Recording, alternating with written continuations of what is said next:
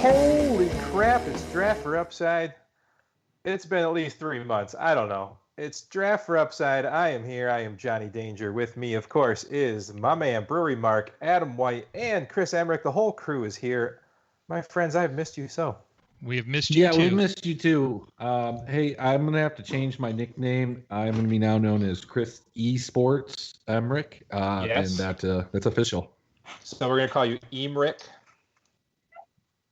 I mean, the way esports is going too, you could do some damage as a esports personality guy who recommends stuff and maybe does some broadcasts someday. Who knows? I got some hookups at Roto Grinders, man. We'll get you in there. Yeah, I just like arguing with the people on Twitter about splits and how all of them don't have good game theory, and I'm not going to say it, but I don't like one of the new tout sites, and I don't like the people involved in it. So I like arguing with them. It's a good time. For sure. Mark, how you been, man? You have moved back to Michigan since we talked to you last. Yeah, it's been a whirlwind. To North Carolina, back from North Carolina. So I'm back in my old house. All the animals survived? All but 2 gooses. Oh, man. I say that was a tough question to ask. I didn't feel like you were going to get the answer that you were looking for there. It was an ominous sign. The first night we moved to North Carolina, Bobcat got 2 of the gooses. So that kind of just set the whole tone for the move, and right from the first night, I knew we were coming back. Yeah. That's an omen, man, for sure. Well, guys, we have a little bit of esports going on that Chris has been crushing, of course. The PGA returns tomorrow, so we're going to definitely do our PGA breakdown tonight. But first and foremost, man, I love beer. And can I tell you, I have opened a fabulous beer. I sent it to you in the chat. It is called Yellow Belly by Buxton Brewery in Omnipollo. If you saw the picture, if you've never seen this before, it's wrapped in a white sheet kind of paper with 2 eye holes cut out in the style of maybe the Ku Klux Klan. It is definitely a call out of bigotry. If you actually read the label, it says yellow belly, a person who is without courage, fortitude, or nerve, a coward. To us, one of the most cowardly deeds is to act anonymously, hiding behind a group, a signifying trait of institutionalized racism. This beer is brewed to celebrate all things new, open-minded, and progressive. A peanut butter biscuit stout with no biscuits, butter, or nuts. Taste, enjoy, and don't be prejudiced. And I'm going to tell you, it's one of the best beers I've ever had, period. It sounds delicious. Yeah, it's 11%. It tastes like freaking peanut butter biscotti, and it's amazing. Where'd you find it at? It was a prize for me winning the my secret beer group's fantasy football league. So can we get it here in Michigan or no? Yes, it's a 12% imports brand. So brought to you by the good folks over at M4CIC in the state of Michigan, Mr. Turif. So, yeah. Well, delicious. I don't have anything that special. I've got a Modelo in front of me, but I also have some Caddison Creek Roundstone Rye Whiskey. It is a single barrel Virginia rye whiskey. Never Chill, won a 2018 double gold in the World Wine Spirits. It's pretty tasty. I like these ryes. My roommate likes them a little bit better, so we tend to buy an assortment of rye bourbons and whiskeys around the $40 to $90 mark, depending on how rich we are feeling. Dig it. Adam, you drinking anything today, or are you just massively failing in the electronics realm? I'm failing at everything because I'm not drinking either. I'm just a failure. Yeah, but you had some good news. You've been killing it with your new business, I hear.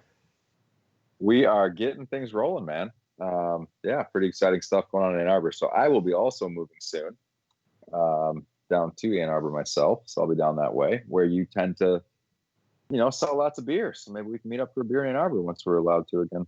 Yeah, man, I spent a lot of time in Ann Arbor, and my brother-in-law just moved back from Mexico to Ann Arbor last month, so I'll be down there even more. It is a wondrous town. It can be indeed. Mark, you got anything in the glass tonight? I have a can. I like it. There we go. Oh, it just sounds delicious. It just shot out all over me. Oh. Yeah, nothing super special. It's a New Holland Tangerine Space Machine. Ah, tasty beer. New Holland just redid their entire logo and branding. Looks pretty sharp. Yeah, and actually I'm enjoying this beer. They market it as a New England, but it's not really a New England. It's just kind of a standard IPA. And sure. It's tasty. It's light. It's right up my alley. Well, I am glad to hear it. So we're going to get into golf in a little bit, and the sports crew, Lou Landers and his group, is going to help us distribute this throughout their sports podcast network. And we appreciate Lou, and we appreciate his crew. Also, a shout out to BigDogPoker.net. If you want to try that out, shoot us a message on draftforupside.com or on our Facebook page. We'll get your referral code over to BigDogPoker.net in cash games, tournament games. We have a good time over there, don't we, Mark? We do. It's a fun site. I like it. Yeah, we've thoroughly been enjoying that. It's a group of people I used to play with about 10 years ago, put the site together. It's relatively small, so you're not overrun by a whole bunch of idiots. But there's still a solid, steady amount of games every day, all night. I've been really enjoying it. So, absolutely. All right, Chris, before we get into the golf, you have been killing it at esports. What is coming up in esports? Anything fully exciting this weekend? I'm glad you asked. So what we have this weekend, starting, let's say, Friday morning at 5 a.m., we've got the LPL, which continues its summer split season. It's been going on for a week, which is the Chinese League of Legends League. Then we have at 12 o'clock, we have a 5-game slate with the LEC, which is the League of Legends League in Europe, starting off its summer split. They have dual seasons, spring and summer, so they call them splits. There is a $555 online buy-in championship with $100,000 to first 800-person tournament. After that, I know the games are on. I'm sure they'll have a slate for it. There is a 2-game slate for the LCS, which is the American League. And then there's also at 4:30 COD League. And, of course, there's going to be some CSGO all day as well. Then on Saturday, we have a full slate of action for the LCS. We certainly have the LPL.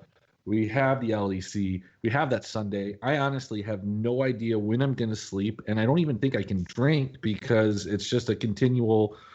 And then there's MMA too. Like, I'm either going to be rich or broke by the end of this weekend. One of the two. Oh, I absolutely love it. And if you're like Adam and Mark and I, all that probably went over our heads. But you did a really good article that we put up on draftforupside.com breaking down, what was it? Was it CSGO you did? And no, it was Call of Duty. It was a Call of Duty. To be honest, CSGO has been the scourge of my money. I have just been burning it, playing it. I have probably lost several $1,000s in the last week or two on that. Thankfully, I can pay for that with my League of Legends winnings, and I've learned to just limit that to one dart throw or two, and then I took down a tournament with like 80 of my friends today and win $200 on a $20 2 entries. So that was cool.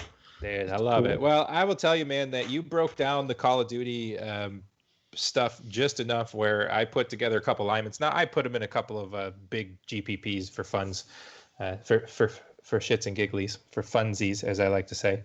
But if I would have taken your advice and put them into a couple of cash games or some lower, entry events, they definitely would have cashed. And I have never watched a day or learned about it in my life. I just read your article. So hopefully we'll see a few more from you, and we'll get those out for everybody who's interested in the esports. Yeah, the big thing with Call of Duty is it's actually very similar to like sports like basketball and baseball, in the sense that you can have people that are on a losing team but in a good game environment, and as a result you can roster guys on a losing team that are going to win in a proper slate. And that slate ended up being like that. I think the one that's coming up on Friday is going to be heavily favored to two specific games, as two of them are going to be complete sweeps. I would be surprised if they were otherwise, and so all the players in those games are going to be kind of non-viable. So I think we're going to see a very small player pool, and I think there's a lot of places to get leverage and take advantage of this weekend. So I'm pretty excited about the Friday slate. I'm definitely going to have more money than I feel comfortable in with it, but that's the only way to roll when you're esports Emmerich. I love it, man. Well, when I turn Adam White's advice into a couple of grand after this weekend's PGA, we'll talk about next weekend with you. I do have a couple of questions for you, Chris. Yeah, absolutely. So are you able to watch all the League of Legends happen live, and where are you watching them? Yeah, so the only challenge that you have is in some cases you don't have English commentary. So like, for example, the Brazilian league is only in Portuguese, but they get really excited when people do kills, and it's like just like you've heard them announce soccer. They get super excited. It's fun. You can follow it, and it's probably less so for somebody that has no idea what's going on. But now that I've followed it for several months, started playing it and immersed myself, I kind of understand what's going on. So it's a little bit better for me. You can find it on Twitch. You can find it on YouTube. The Chinese league, the LPL, has English broadcasters. I believe it's Sunday through Wednesday. So today they're actually going to have only a Chinese broadcast. But this weekend, if you wanted to watch the American League, or if you wanted to watch the European League, both of those are going to be on Twitch, or they'll be on YouTube. You just have to search LEC or LCS. Now, when you watch them, is it like basketball where, they make a basket, you got points? I mean, do they shoot someone in the game and you got points? Yeah, so, I mean, your main place that you're getting points is getting kills, and so when there's team fights, if your guy got kills or if they got assists, they get gradual points by killing minions or killing creep is what they're called. And you get that, but those are minor scores. You're looking for teams or your players that are getting a lot of kills, and there's these games are only 30 minutes or so, and a lot of times they're best of one.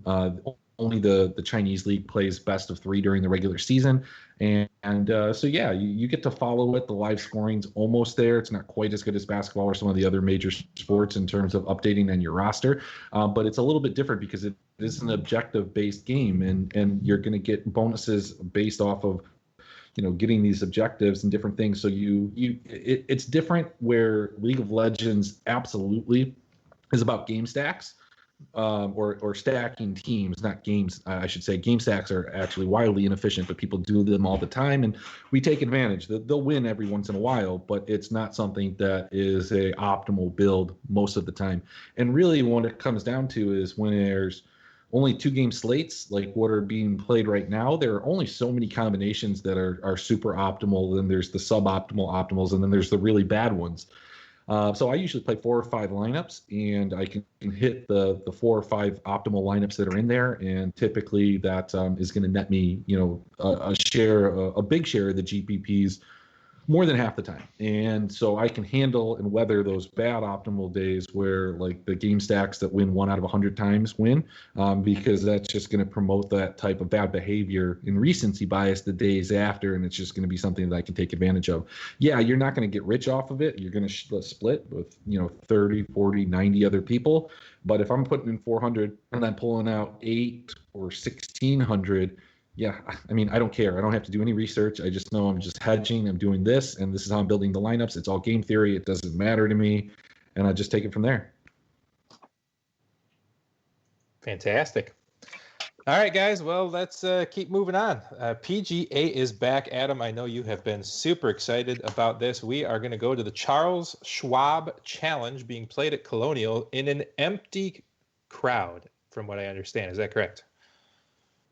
I believe that is correct. Yeah, I think it'll be interesting. I mean, obviously, golf is normally played silently with no observers, right? So I figure it's not really going to be that big of a deal to these players. I have to agree with you. Although a lot of people have been calling for this for a while, because they say that the grandstands make the game easier for the pros because they can just bank it off over a green and not have to worry about it rolling into the woods. Things like that.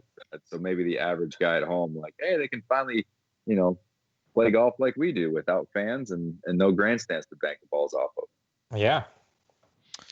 No, I'm excited, and it's a hell of a star-studded field too. I know these guys were obviously anxious to get back, which is great to see. All right. Well, do either you or Mark have the course breakdown by chance? I think Mark does. Oh yeah, I can do Mark, that. You should lead off with the previous champion and then the breakdown. Who, Kevin Na? Can I say one thing before we do this? Yeah, when the last that's right, Kevin Na. Do you know when the last Draft or Upside show was? No, when was it? It was at Danger's house. I went to Danger's house and we did a golf podcast the day before the players got called off the course at the Players Championship. Oh, that's true. And we were live on video.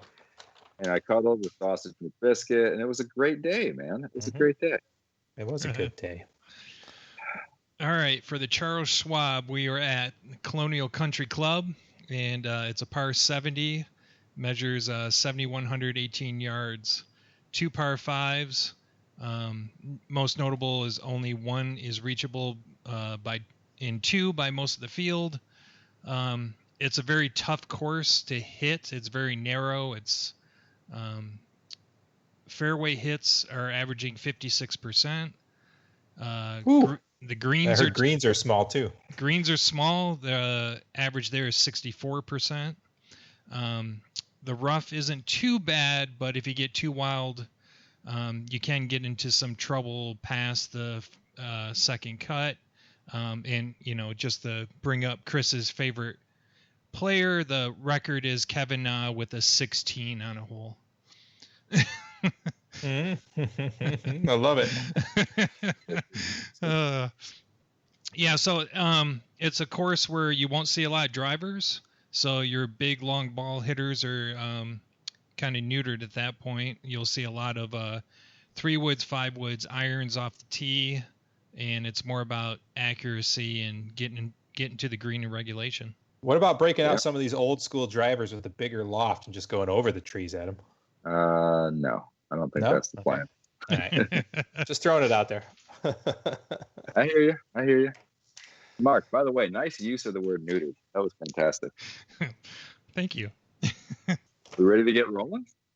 Oh, man, I'm ready. I'm ready for you, man. I've already made me a list. I've already auto-generated 20 lineups. I'm getting into the Millie Maker. I'm getting into our Gups Corner. I'm getting into our Host Challenge. I'm getting 20 lineups into a $3 20 lineup max. I mean, I'm ready, buddy. Oh, man, I forgot about the Gups. I gotta go do my entry. Yeah, you got to get your one and done in there, bro. Yeah, I totally forgot about Gups. It's been so long. I don't know what I'm going to do there. Okay. I'm going to tell you what I'm going to do there. I'm going to start this podcast off with the top end guys, and I am John Rahm all the way, man. This is his course, and he's going to take it down.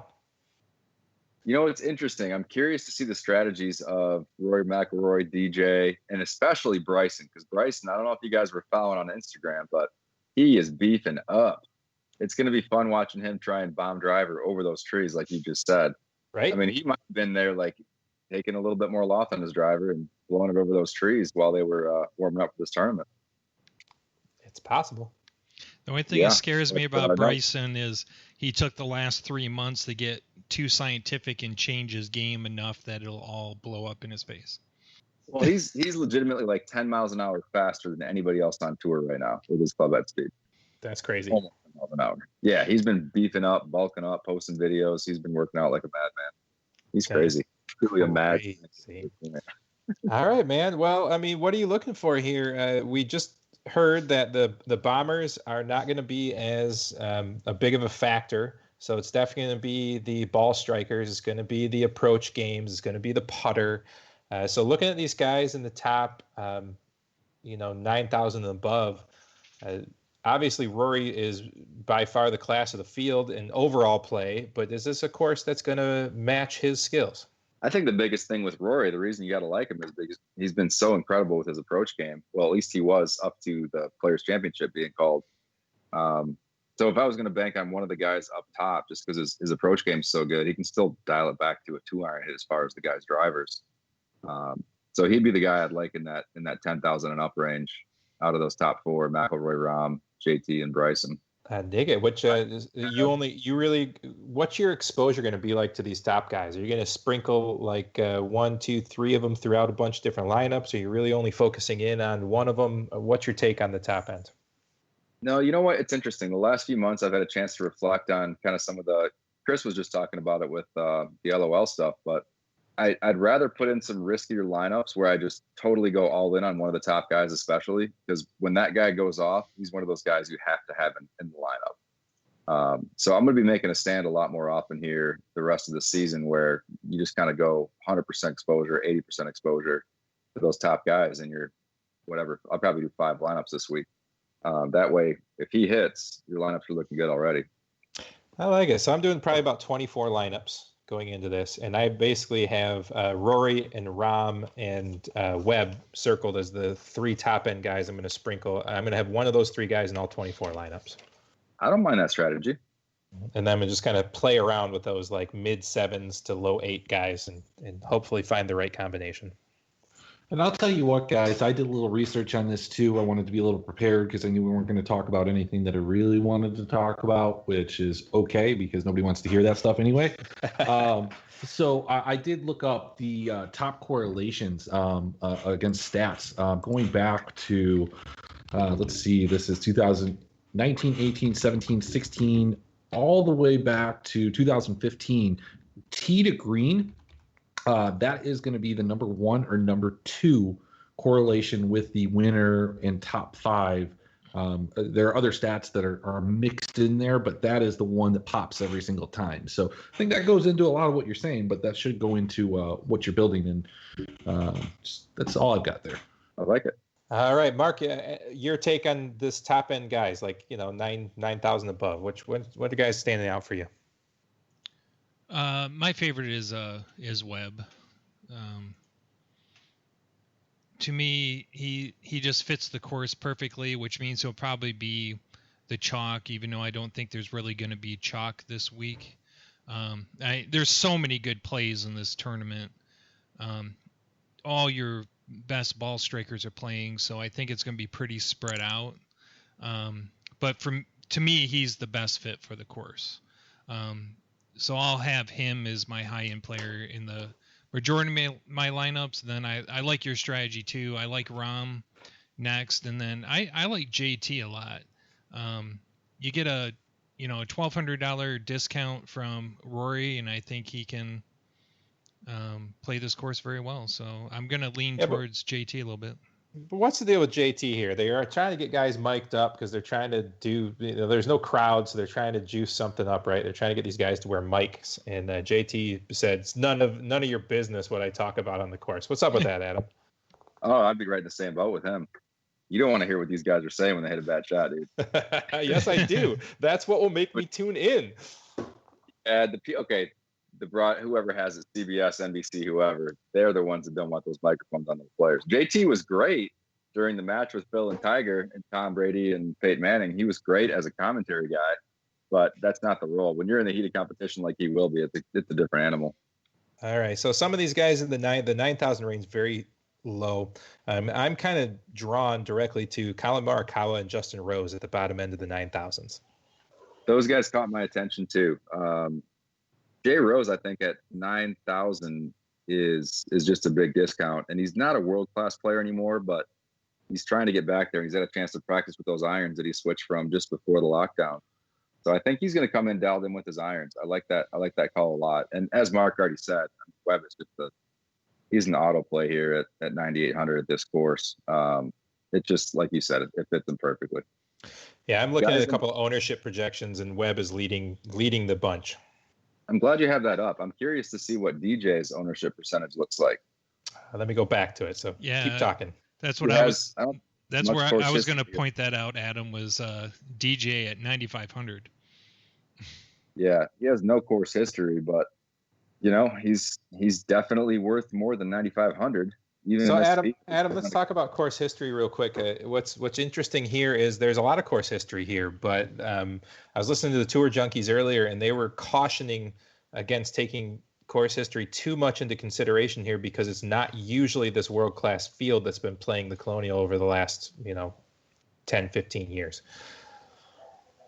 That's true. You can also go the other way and say, yeah, those guys haven't been playing consistently at this course, and it's a course that relies a lot more on strategy and course knowledge. So I would go the other direction and say the guys that have played here a bunch have an even bigger advantage. That's why I like so many guys down below instead of just this upper range.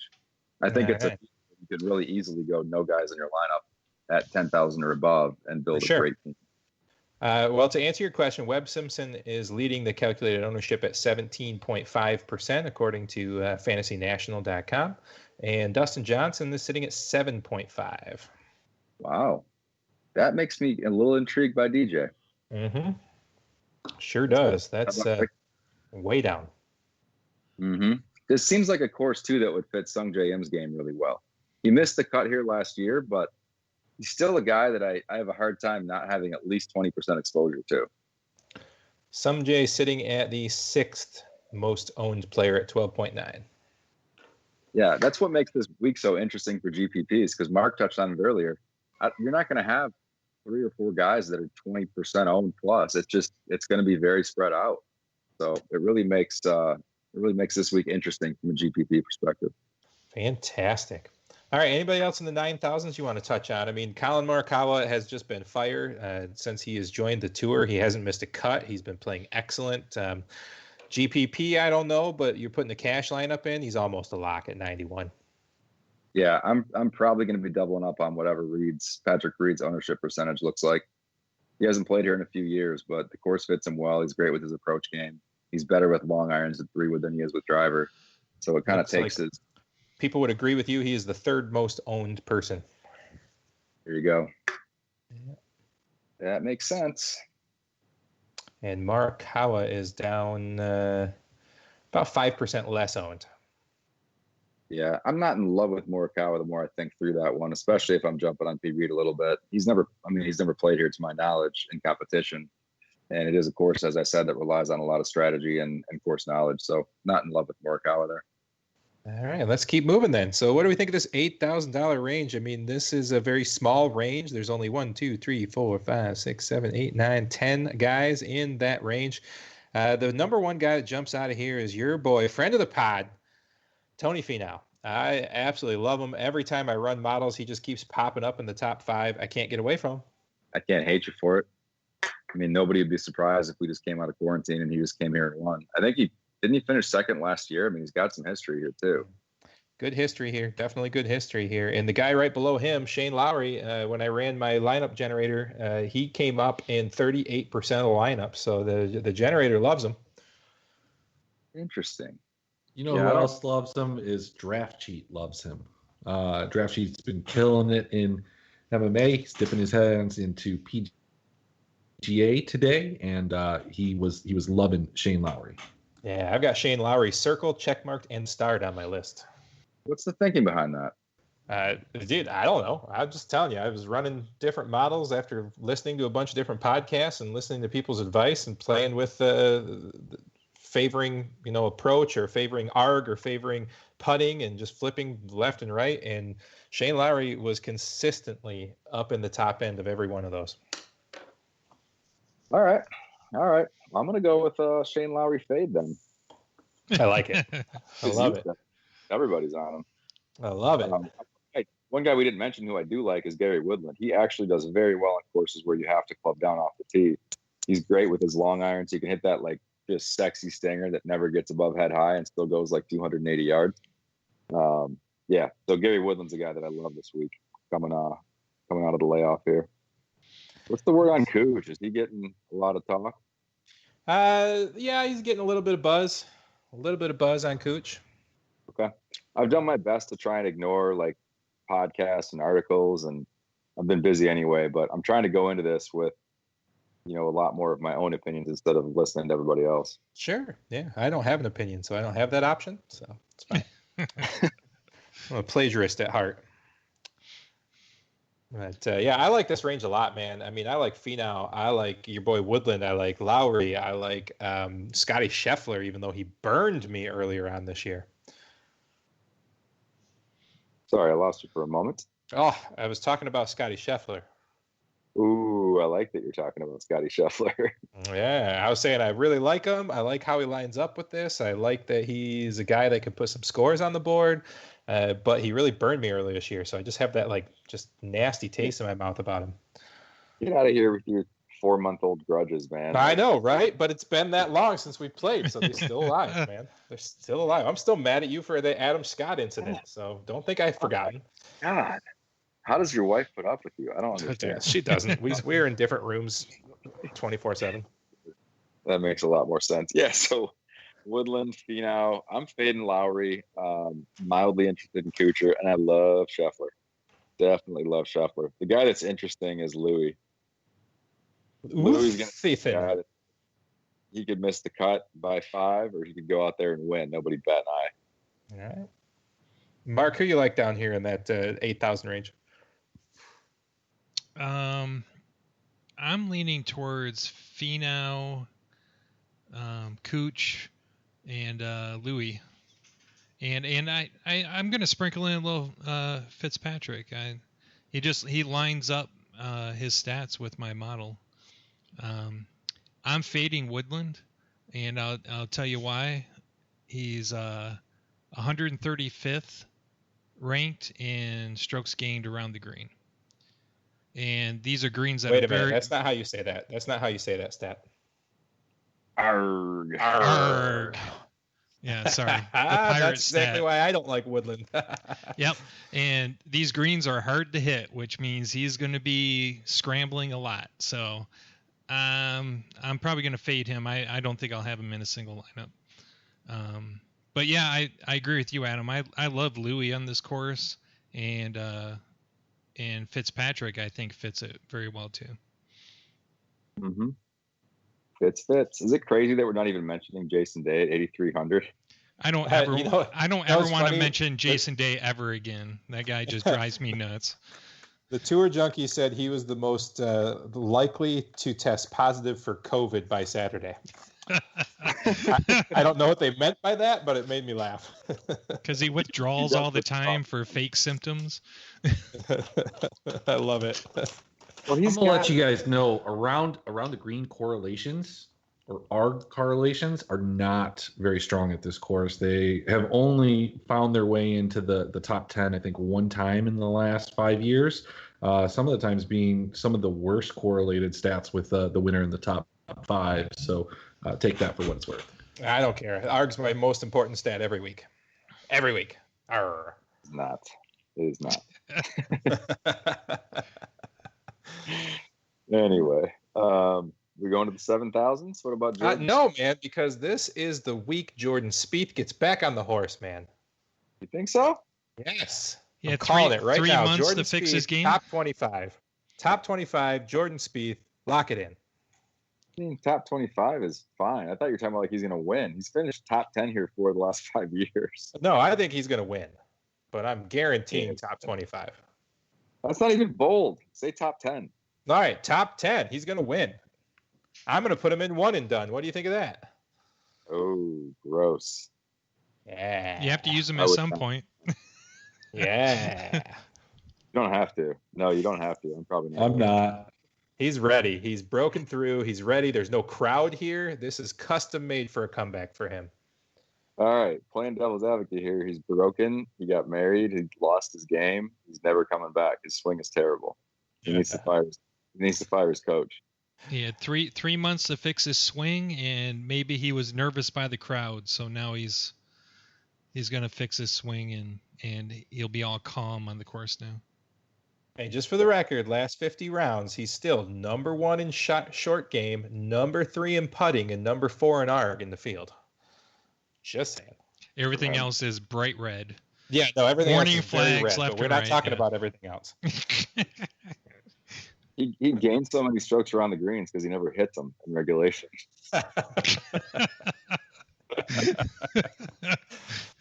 All right, fair point. I think I like him because he plays like my style. Is he never can make the greens in regulation, so he's a really good chipper. Yeah. By necessity, right? You have to be. Yeah.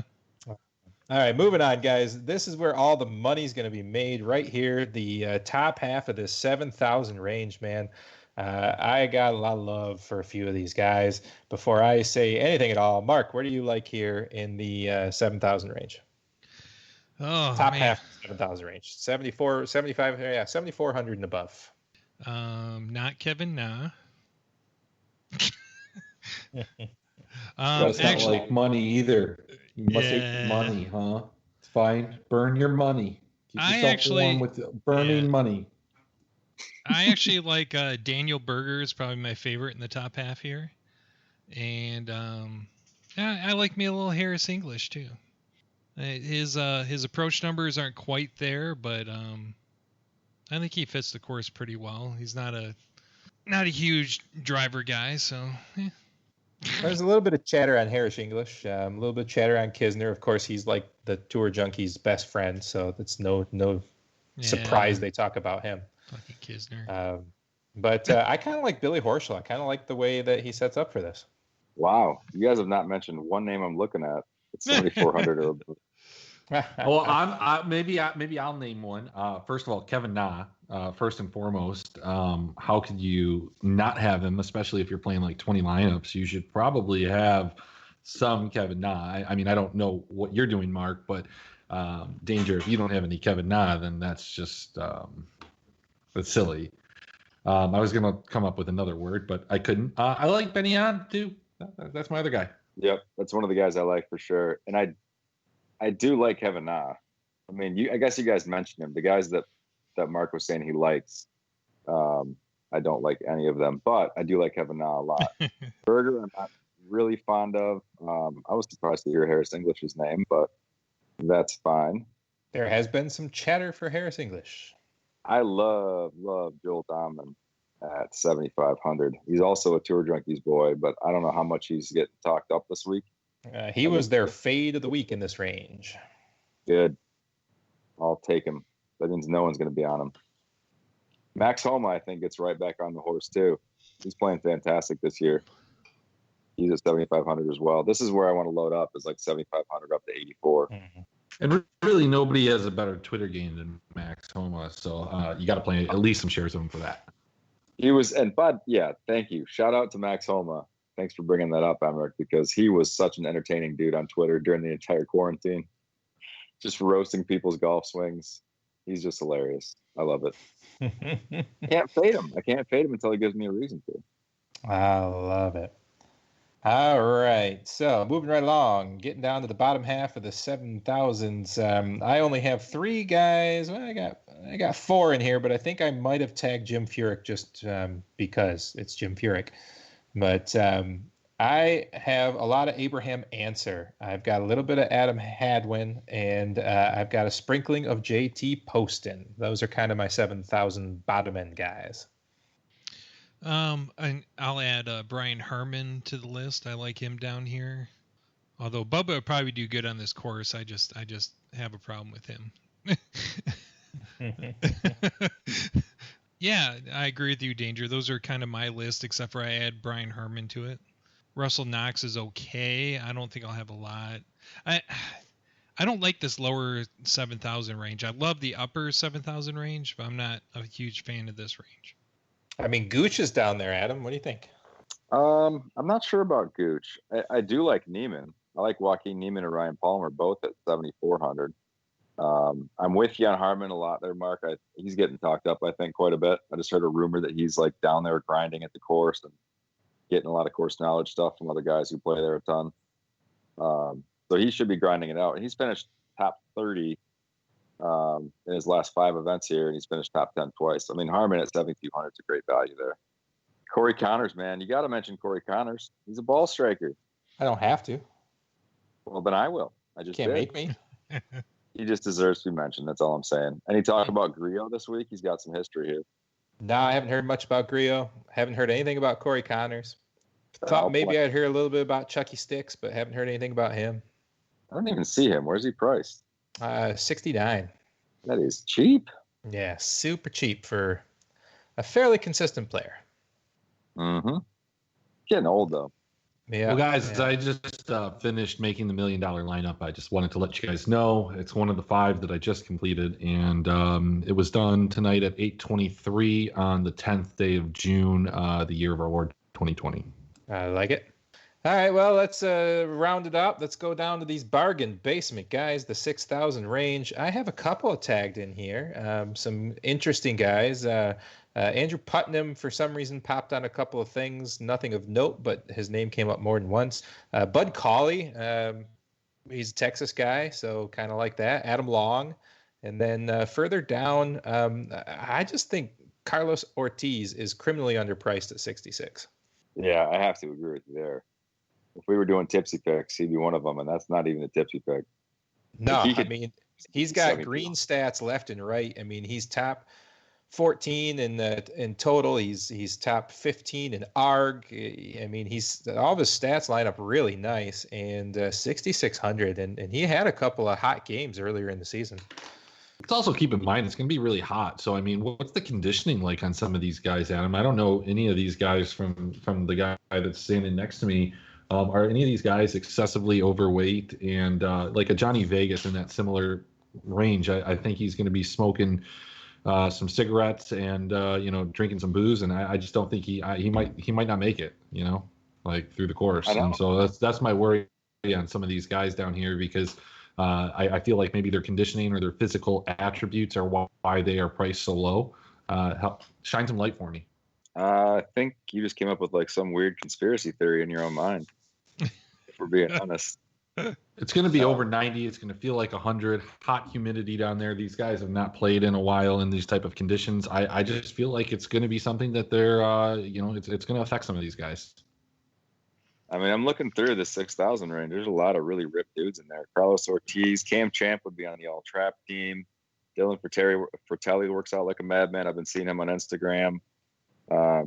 Cam Davis is tiny. I mean, Pat Perez is kind of fat. I mean, he might get a little tired just because he's old. But no, overall, I think there's much merit to that, to be honest. I love it. Well, who are your guys down here, Mark, that you were looking at before we get Adam's input? Not really anybody. Fair.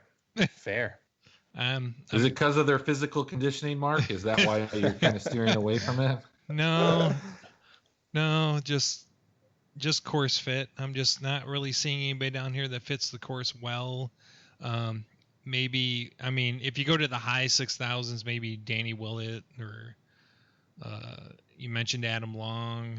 God, I want to play Johnny Vegas just because, but he doesn't really fit the course well. Yeah, I'm going to do my best to avoid this range, except for my tipsy pick, which I have written down, and I'm waiting for our picks. Well, let's do it. I hope it's not mine. All right, what do you got down here for the super value, Adam? Any input down here? Well, what just dawned on me is that we probably don't want to roster dads with young kids. Those guys probably haven't been working much on their games the last couple months. You're right. It's possible. Just changed my whole strategy. I'm making like all single dudes with like no stress in their lives that have just been playing golf nonstop for the last 2 months. I love it. Seems like Patrick Rogers should fit that bill. Yeah, absolutely true. But he's very erratic, and he's not typically great at these types of courses. He's never made the cut here in at least three tries. The guy that I like that's right there next to him is CT Pan, who finished third here last year. It was a heartbreaking tournament last year when he was coming down the stretch. His wife was in the bag, and he just like blew one out of bounds, and you just knew it was over. It was very sad to watch. But who I also like, in addition to Pan, maybe I like the Asian dudes down here in the 6Ks, but Sung Kang is the guy that I actually like. He can club down off the tee. He's gained a lot of distance the last couple of years, so I do like him as well. Ortiz at 66 for sure. And then Dylan Fratelli, I mentioned him. He's been grinding his ass off over the quarantine for sure. I think that's about as low as I'm going to go, 6,500. I love it, man. Well, I appreciate you. You too. You're a good-looking human. One quick look at Brian Stewart, though, at 6,200. He's a Michigan boy. I got to shout him out, man. Right.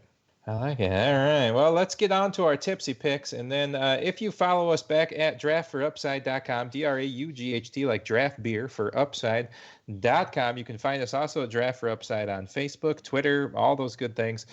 We will put out a little bit of article along with this podcast. So we'll kind of put our consensus picks in there.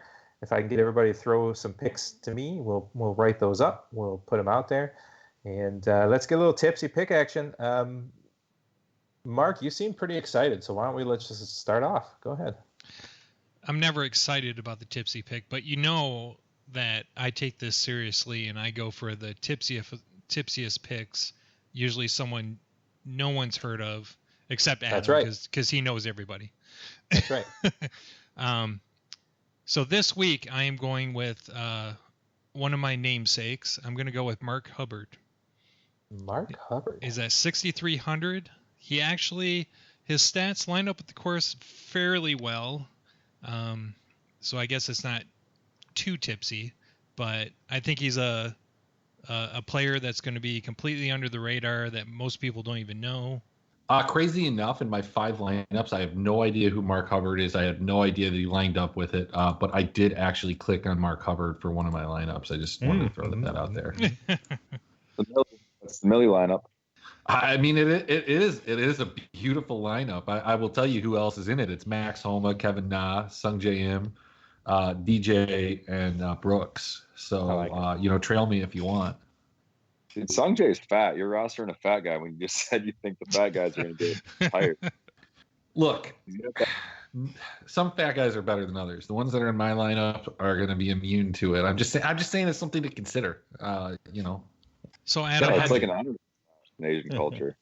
Adam, I'm curious if you, what's your opinion of Mark Hubbard? I actually don't mind that. He played really well around the fall swing last year. Actually contended in a couple tournaments, one of which Vaughn Taylor? I don't know. So he wasn't. I actually kind of like him. I think he's a decent under the radar pick. So not tipsy enough. I don't think many people are going to see it. That's for sure. The guy that I'm actually picking is at 6,300 as well, and that is Troy Merritt. He just pops up randomly at courses like this and contends after you haven't seen him or remembered he existed for like 5 months. So that's my guy, Troy Merritt, 6,300. Right. I'm going to go with a gentleman by the name of Bo Hostler. Mainly because he is from Rancho Santa Margarita, and you can't get much tipsier than margaritas. I think he's a Texas boy. He's California, but hey, did he go to Texas? I don't know. Maybe. Well, first thing I want to say, Sung J M is not fat. He's just a little thick, guys. Okay, I mean, he's not fat. I mean, by maybe stereotypical Asian standards, sure, but no, he's not. This is not a sumo wrestler. This is a guy that is thinner than me. I like to think I'm a ripped individual, but hey, my guy, and I'm glad I got to pick him because nobody went there. I'm going to Lucas Glover. That's my guy. He's been locked in the house with that wife for the last few months, man. That's a dangerous recipe right there. It's not because let me paint the picture for you here. He doesn't want to get cut. Okay, he wants these 4 days. He's going to play. He's going to make the cut. He's going to be out there as long as possible. He wants to be at that latest tee time on Sunday, playing in that last group. The narrative that you painted right there is just you're thinking of it the wrong way, I guess. You know what? You just spun it for me. He's going to try and stay the heck away from his wife as long as possible. I like it. Hey, y'all seen that video that was going around of the guy, and there's like a computer voice talking, and it says, "You've been quarantined for the next 2 weeks. You may either A, spend the 2 weeks with your wife and kids, or B," and then the guy immediately goes, B. Really good. Really good. Yep. Love it. Accurate, very accurate. So awesome, guys. Well, that was our first golf breakdown since the Players, man. It felt great. I mean, Adam wasn't here petting my dog and getting drunk with me, but maybe another time. So who ended up being your top owned guy? I'm just curious, Danger. Right now, who's your top owned guy in your 24 lineups? Oh, top owned guy was Shane Lowry at like 38%. Okay. All right. I mean, I'll tell you my exposures. I got Brooks at 60. I got Sungjae at 40 and Kevin Na at 60. Those are my top three guys along with Xander. I got a couple other people sprinkled in there with Benny Yan is at 60 as well. But I do have some Jim Furyk, so that might be the $1 million lineup too. So who knows? I might take first, second, third, and fourth and fifth, and that would be wonderful. My top four guys are Lowry, John Rahm, Scotty Scheffler, and Abraham Answer. Those are the four highest owned guys. Out of all four of those guys, I only rostered one of them. Yeah, perfect. When is tee off tomorrow? Tee off is 7:50 a.m. 11 hours, 15 minutes, and 44 seconds from now. There you go. There you go. Boom. We bring it to you live. All right, guys. Well, I did send you over a draft for Upside PGA Challenge on DraftKings, so it's there. Do we need to put a bet on this? We could even do a DraftKings 4-man contest this week if you want. Well, yeah, that's what we're doing, but we're going to do it free, so they don't take any of the money. So. Well, you guys know whatever you want to play. I'm willing to play. You're right. So. You're willing to play 100 times more than that. Gotcha. Yes. All right. Well, we'll put that together. We'll worry about it tonight sometime. We'll make an agreement. So that's awesome, man. Any final thoughts for the week? How you guys been? Everybody been holding up well through this whole thing? Adam, you are full-time back to work now, I assume? Yeah, as of about 2 weeks ago. So that's been good. The golf life is booming out there. So people were still not back to work and golfing. So it must have been good for you. Yep, absolutely. We've been booming. And Mark, I know you're working remotely, but that's been going all right. New job's been good.